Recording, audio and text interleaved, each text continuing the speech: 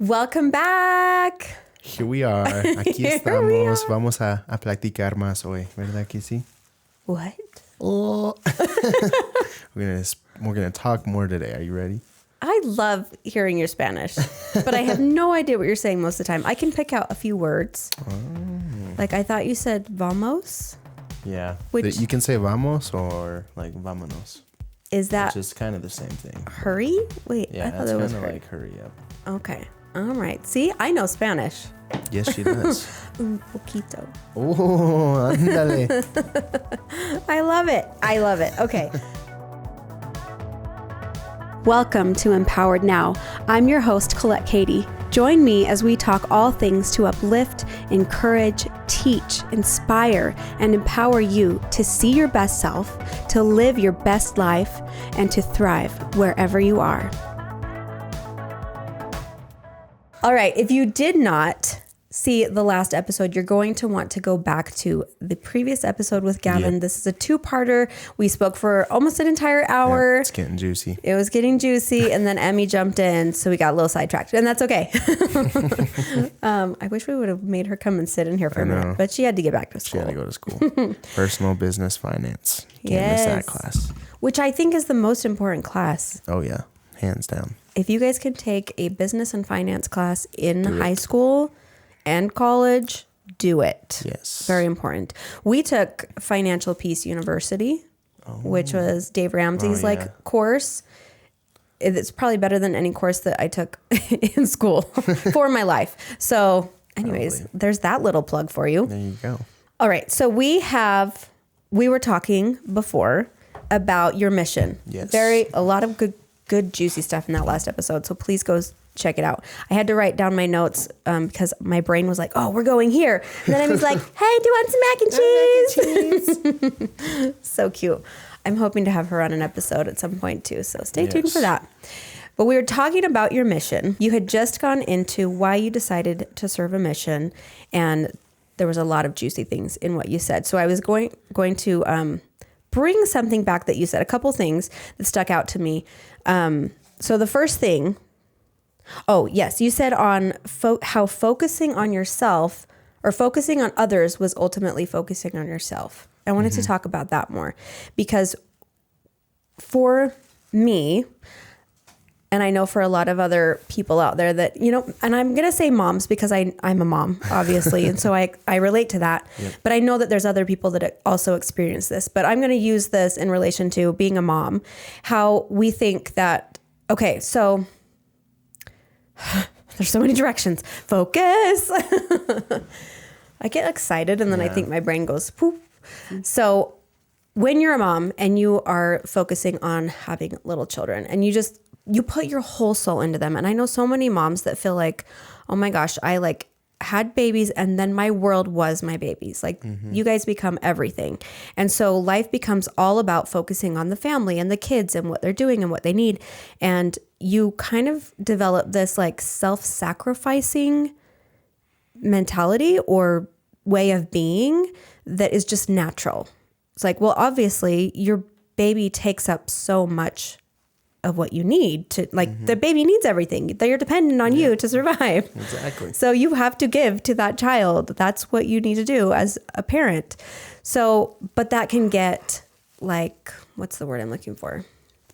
Redundant. Yes, it can get draining. Yeah, it can take over. It can take over. Kind of that's what I was looking for. A little better one there. And that becomes your way of being. That becomes your way of life. It's like, oh, this person needs this and this person needs that. So you develop this way of being that everybody else comes first and you come last. Especially as a new mom, you kind of have to do that. Obviously that tendency is there for a reason because your baby needs what they need right then. You got to diaper change, you got to feed at 3 a.m., you got to do those things. But it continues on in a way that can become detrimental. And so this idea of now you're focusing on other people too much almost. And so it becomes construed. Mm-hmm. But at the same time, we're taught that concept that you just described actually really helped you, where when you stopped focusing on yourself and started serving others, life got better, which also happens when you're a mom. Like, you can see how your service to your family and your kids is so fulfilling at times. And you can really feel like, oh my gosh, I just spent all this time creating this thing for my child. And I get to see their face light up, or I get to see the fruits of my labor. But many times we do not as a parent. It's like, I put so much energy into this and I don't feel like I'm getting anything back. And so I want to talk about that concept a little bit more. How when you focus on others, it actually blesses you, or it helps you. And it actually won't help you unless you are connecting to that self, to yourself, unless you are really filling your self cup, I guess, to say. And you were doing that because you were focusing on spiritual things. You were focusing on becoming a better person. But then as you took that energy and then also started helping other people, it was like this perfect circle. Yeah, and kind of going back to that, like, obviously we also like took care of ourselves. Like every day we have a routine as a missionary. Wake up every day, it doesn't matter, 7 days a week, 6:30 on the dot. Do a little bit of exercise and get dressed, eat breakfast, and then for like 2 hours you study. We usually study the scriptures, the Holy Bible, and the Book of Mormon and other scriptures, and manuals that we have as missionaries to kind of guide us. And then from like 11:30 till about 9 o'clock, that's the time where we go and help and serve people. Like I think we had a good balance. Like, we took care of ourselves in the morning. You know, we said our prayers, we did our meditation, like everything we needed to do in order to be able to help other people, to be able to be capable of helping other people. And I think it was, especially like on the mission, it's a little different in the sense of, like, we were helping people when they were at their lowest of times, you know. Right.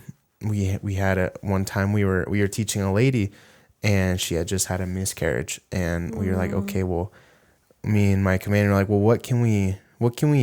how can we help her feel that God loves her, that her child is safe, and what can we say to comfort her, and, you know, how can our message help her in her life right now? And that was kind of every day, and it's always, you never know what it's going to be. It's always different.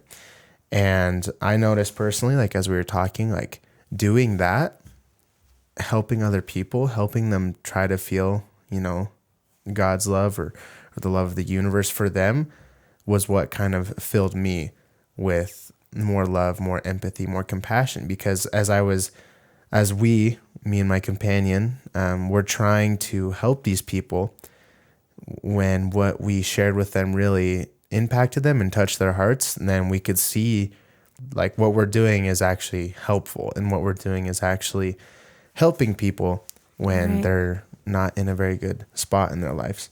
And so you have to have self-love. You have to be able to focus on yourself and be able to make sure, you know, I'm okay, in order to be able to help others be okay. And so, because it doesn't work out very well if, you know, it does, and there's different situations, but it's definitely the most effective. At least I noticed in my mission, for example, if we didn't wake up on time, or if we didn't exercise, or if we didn't study like we were supposed to, then I didn't feel as capable, or I didn't feel as ready to help these people.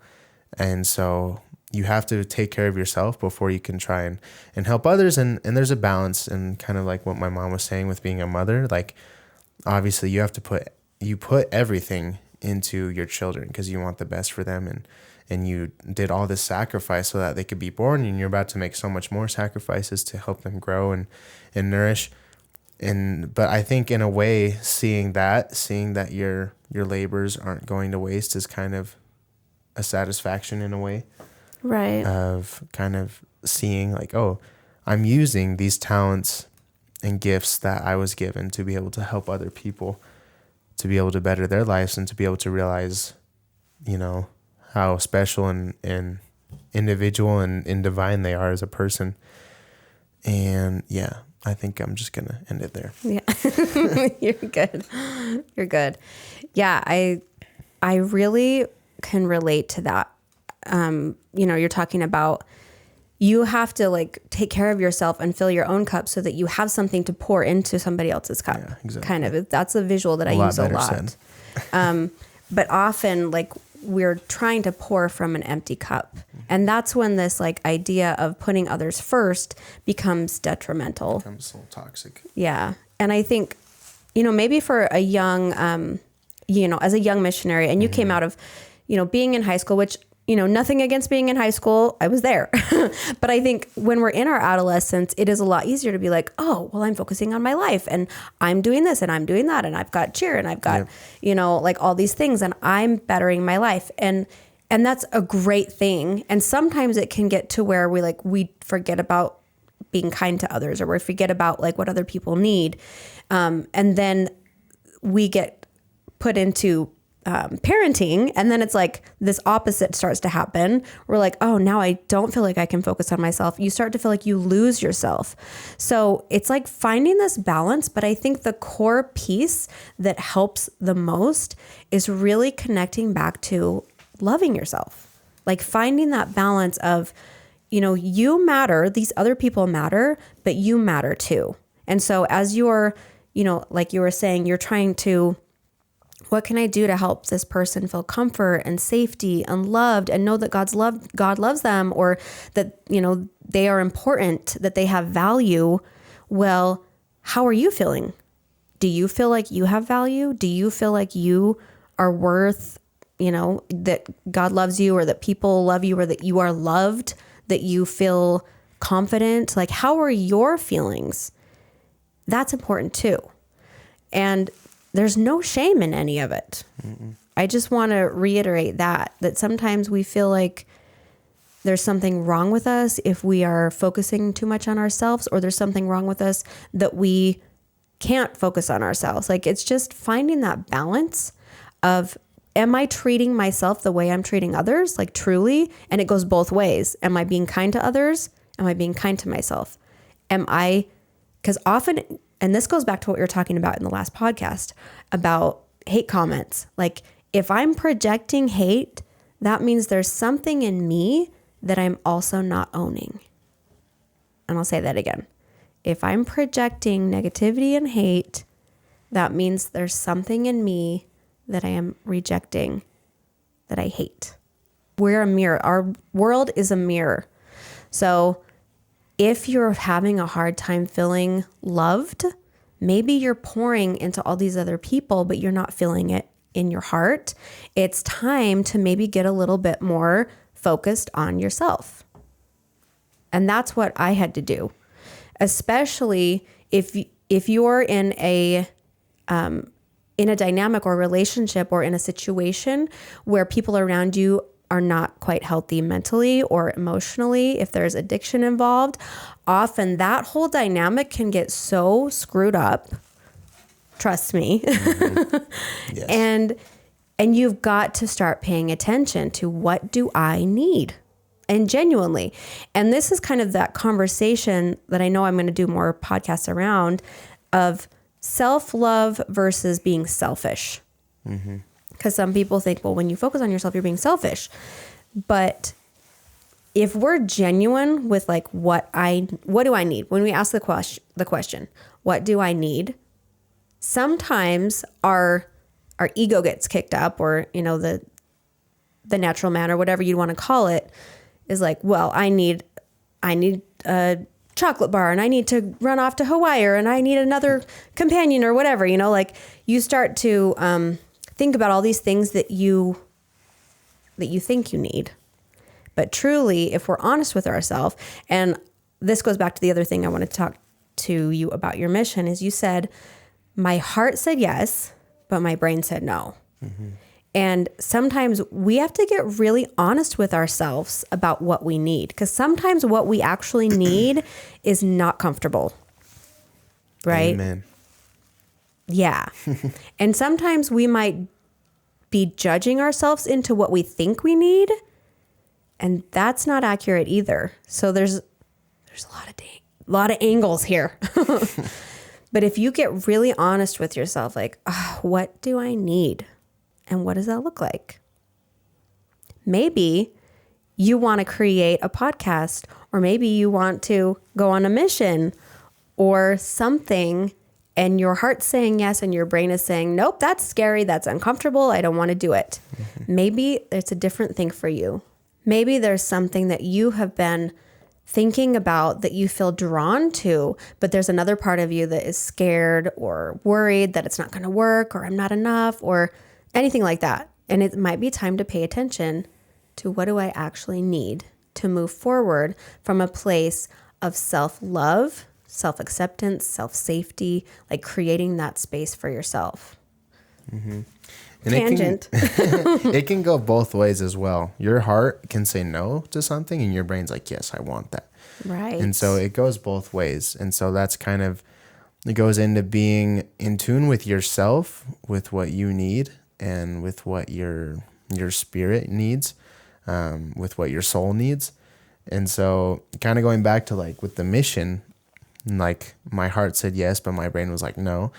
Like, I feel like personally, I think like our brain, like it's more of a natural response. It tunes to kind of whatever, maybe not whatever's the easiest, but kind of because we're creatures of habit. So if we do something long enough and over again, it's just going to become habit, and our brain's going to naturally draw to that. Yes. And so I think in that moment in my life, when I was deciding to go on a mission, my heart was saying yes, but my brain was like, no, because my brain was used to doing the easy thing, taking the easy way out, and, not pushing myself.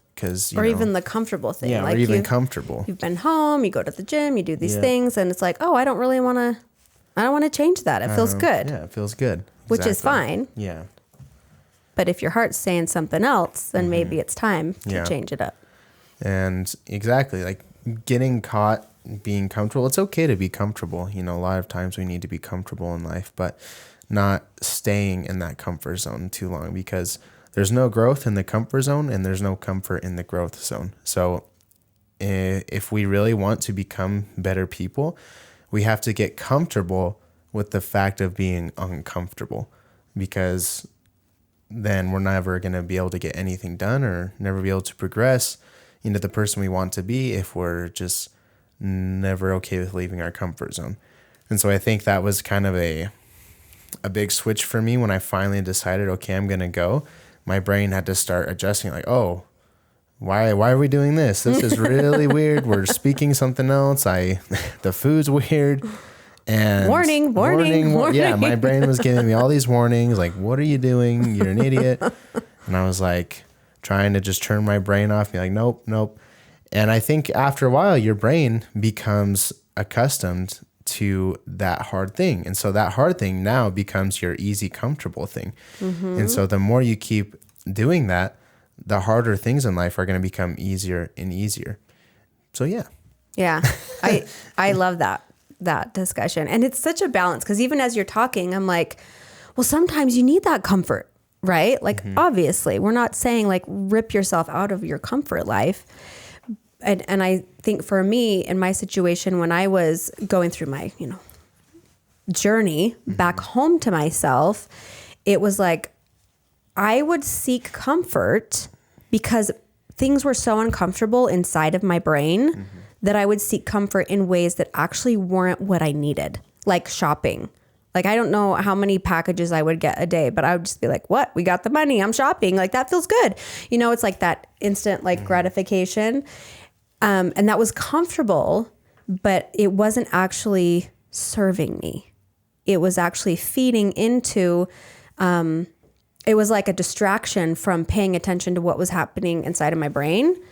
And, like distracting me from actually paying attention to that. And so after I started going to therapy and working through those inner things that I was dealing with, I noticed, and I didn't even consciously do this, but I noticed that I stopped shopping so much.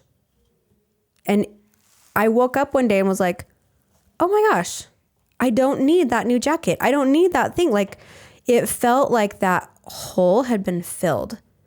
because I was still seeking comfort in something that wasn't actually fulfilling me. Or no, because I stopped seeking comfort in that thing that wasn't actually fulfilling me. But it was interesting how when I paid attention to what I actually needed, those comforts came in different ways. Like, what do I actually need? Well, you know what? I actually need to call a friend and vent right now. And that's what's actually going to like feel good in my heart, to like get out what I'm actually feeling and thinking instead of trying to cover it up, or, you know, calling my therapist, or doing something that was even exercise. You know, like exercise is not comfortable, but it is so good for you, your mind and your body. So when you know, I know there's like this idea that you need to push yourself all the time. But if you start to get in tune with your needs and your intuition, you start to realize like, I actually need an exercise right now. That would feel actually really great. Or sometimes it's, I actually need more sleep, and I'm going to listen to that. So it's like you might be doing the same thing, but it's where you're coming from inside that matters. Mm-hmm. Like, what do you actually truly need when you get clear and honest with yourself? Not what you think you need. Because I do need a new jacket sometimes, just not every time. Not every time. I feel like there's so many questions. People are like, wait, ask him this. Why are you asking this? Should have a live stream going as well. Oh, I didn't even think about that. See, I use my camera as my your phone as my phone as my camera, so I'm like not on a live right now. But that's a good idea. Yeah. Well, I guess we'll have to come on again. I guess so. At some point. At some point. I know I do have a couple more questions for you that I know people will want to know. So you went on your mission, best 2 years for your life. What are you doing now? Oh. Do you have plans? Well, I mean, I guess big, very future goal is I want to be a husband and a father. I want to have a family. I want to have kids. I want to have a successful job to be able to sustain my family. And I just want to be good with myself, good with my family, and good with God. But I think for right now, short term, well, I'm applying to school, right? I'm going to apply to college. Kind of right now, I'll probably go with a couple of friends and just to kind of get that college experience for a semester and kind of see what it's like. Because I haven't been to school in forever, in 2 years. And so, kind of get back into that groove. And I also really want to work on music as well. While I was on my mission, I learned guitar. I know we're all excited about that. When I was on my mission, I learned guitar, and I mean, I like to sing. I feel like my singing has gotten a little worse, so I kind of want to. Really? I don't know. Maybe it has. I feel like I just haven't been doing it as much anymore. I don't know why. So it's not like lubricated my voice. Right, like that muscle. Really weird. No, it's like the muscle. It's a muscle. You have to exercise it. I have to do it. I got to start practicing again. But singing, guitar, I would like to go somewhere with that. Even if it doesn't go anywhere, I love it. And it's like a hobby. So I just want to keep practicing, get better at it, put personal goals to improve. Yeah, you can tell when you're in the zone, like when he's practicing at home, you're really good. I think you're good because you can tell that you love it. Mm-hmm. Like it's really something that you love. And even my dad, who is an accomplished musician and, you know, has well over 10,000 hours of being a musician. He's very good. Like he's really, really good. Even he was like, Gavin, you've gotten really good. Like I don't even play that song. You know, like he was just really impressed. That was very fun. Really impressed with Gavin's skills. And I think that also comes from the love that you have for it. You've always loved singing and you know, you didn't always play guitar, but you always loved singing. Mm-hmm. And when you can like have your own whole thing, like you don't need to have somebody else singing or somebody else playing for you. Like it's so nice. Cool to just be able to be in your world and I can control it and make it how I want. And perform. Yeah. It's very cool. It's fun to watch you. Yeah. Thank you. Yeah. I love music. I love music. Mm-hmm. And I think right now, looking for a wife. So going on dates, trying to find a wife. No rush. No rush. No, I actually don't want to get married too quick, but I don't know. Kind of want to find a girlfriend. But. To be clear, when you're on a mission for 2 years, you kind of let that part. You don't date. You don't date. You don't have, you're not looking. So you're focusing on the Lord. You're not. So I can see why you're like, okay, time to start dating. Where are the ladies at? Where are they at? But yeah, and just kind of keep trying to keep my relationship with God as well, so that it's still progressing. And not just kind of going back to how it was before. Yeah. Just hang out with you guys until I go to school. Awesome. I love it. Yeah, I think that one thing, and this is the advice, that I gave you, I guess, when we were talking, when you first came home, like the one thing that I would say to keep doing is to keep that connection with your higher power. And that's what I would say to all of you, because that's what kept me basically alive. When I was going through all of my stuff, is I just kept believing that there was hope, that there was a way to feel and be genuinely happy from the inside out. And so if you're going through anything, if you're struggling, that's what I would invite you to do, is to just stay connected to the idea even that you are loved, and that there's a higher power that cares about you and gets you completely. There's no shame in my world, in my relationship with my higher power. There's no shame, only love. And so that's what I'm offering to you guys, to just remember or invite you to explore that a little bit more. And maybe we'll have you on again soon. Yeah. Would you like that? Yeah, I love that. If you guys have any questions for Gavin, please leave them in the comments below on my YouTube video, or DM me, let me know. You can even go to his Instagram or social. You want to tell them what your Instagram is? I think it's just Gavin Butler. I think I have 2 N's and 2 R's. With two. I don't think you have Butler. 2 N's. Do you have 2 N's? Let me check. Well, I'll put it in the description below so you can follow him. So. And we'll keep you updated on all of his great adventures coming up. Yes. Is there anything else you would like to? I love you guys. Be on the lookout for music. Who knows when, but eventually. And life's hard, but we can get through it. Don't be too hard on yourselves. And we're not going through the same things, but we're all experiencing similar circumstances, because just life is life. Yeah. But if you just keep enduring to the end, everything will be okay. Have patience.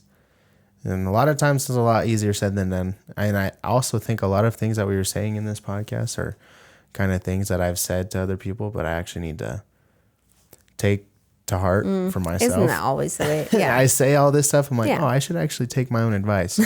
So I think a lot of great things were said today. So take it for what it's worth, but we love you guys. And hope you have a great day, a great week. As we say sometimes, take what you like and leave the rest. One other thought I had, you were saying, life's not easy, and it's not like when we go through hard things, then we grow. Mm-hmm. And I think that's one thing that I feel like I've seen happen to you as you've made this decision to go on a mission. And, not that you have to do that, but I'm just saying, notice what that thing is for you. The thing that is calling you forward to become that next version of yourself that you want to be ultimately. It's going to come with discomfort. It's going to come with difficulty, but it's available to you and it's worth it. Exactly. So keep moving forward. Yep. Listen to your higher power. Mm-hmm. Doesn't have to be mission, take that job, or, I don't know, talk to that girl, talk to that boy, get that gym membership. Like there's a lot of different things in our journeys to becoming, our best self. So it's little by little, and it's going to be uncomfortable, but get comfortable with that and know that you guys aren't alone. We're all trying to get comfortable being uncomfortable. I as well still have a lot of room to grow, and I still am not where I want to be, but I think I'm a little better than who I was before. And so I think it's striving for that and realizing the progress that we make, that you guys make, and looking back, because I think sometimes I got caught up at the end of my mission, or even now looking back on myself and being like, oh, this and that, or like, did I even change? But looking back to who I was before and who I am now, and putting that into perspective, be like, oh, okay, I have changed. But sometimes I feel like when you're caught up in the change, you're always looking for more, and you don't realize all of the progress that you already made. Yeah. So just remember the progress you make. That's so good. Taking it one day at a time.